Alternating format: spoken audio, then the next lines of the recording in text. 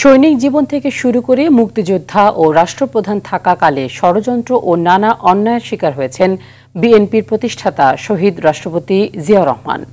মুক্তিযুদ্ধ পরবর্তী সময়ে জ্যেষ্ঠতার ভিত্তিতে জিয়াউর রহমানের সেনাপ্রধান হওয়ার কথা থাকলেও শেখ মুজিবুর রহমান সেই চেয়ারে বসান KM শফিউল্লাহকে। এত কিছুর পরেও নিজের ওপর অর্পিত দায়িত্ব সঠিকভাবে পালন করেছেন জিয়াউর রহমান, জানান তার সহযোদ্ধারা। আরও জানাচ্ছেন খান আলামিন। I, Mr. Ziaur Rahman, do hereby declare the independence of Bangladesh. Ziaur Rahman স্বাধীনতার ঘোষণা দিয়ে প্রদীপের আলোয় আসার পর থেকেই নানা ষড়যন্ত্র আর অন্যায়ের শিকার হন। ৭১-এর সম্মুখ যুদ্ধের জন্য যে ৩টি ফোর্স গঠন করা হয়েছিল তার মধ্যে জিয়াউর রহমানকে প্রধান করে গঠিত জেট ফোর্সের সদর দপ্তর করা হয়েছিল মেঘালয়ের পাহাড়ে। তার সহযোদ্ধা কর্নেল অবসরপ্রাপ্ত অলি আহমেদ জানান, জিয়াউর রহমান যেন ঢাকা যেতে না পারেন এবং কারো সাথে স্বাভাবিকভাবে যোগাযোগ করতে না পারেন সেই ব্যবস্থা করেছিল মুজিবনগর সরকার। মুক্তিযুদ্ধের সময় তার উপর অন্যায় করা হয়েছিল। খালেদ মোশাররফ একজন জুনিয়র অফিসার, তার থেকে অনেক জুনিয়র, তাকে একটা ভালো জায়গায় দেওয়া হলো সেক্টর কমান্ডার। তৎকালীন মেজর শফিউল্লাহ যুদ্ধ শুরু করলেন তেলিয়াপাড়া মৌলভীবাজার নিয়ে। জিয়াউর রহমানকে ষড়যন্ত্র করে পাঠিয়ে দেওয়া হলো মেঘালয়াতে তুরা নামক জঙ্গলে, অর্থাৎ তিনি যেন ঢাকা আসতে না পারেন বা কারোর সাথে যেন যোগাযোগ করতে না পারেন, এই ব্যবস্থা করা হয়েছিল।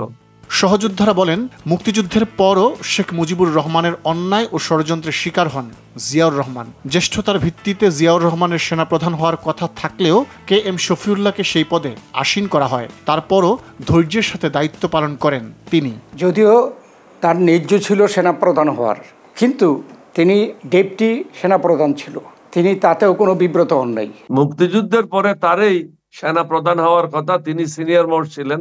শফিউল্লাহ সাহেব যদিও তিনি একই কোর্সের, শফিউল্লাহ সাহেব চিফ হওয়ার পরে জিয়াউর রহমান সাহেবকে ডেপুটি চিফ করা হলো।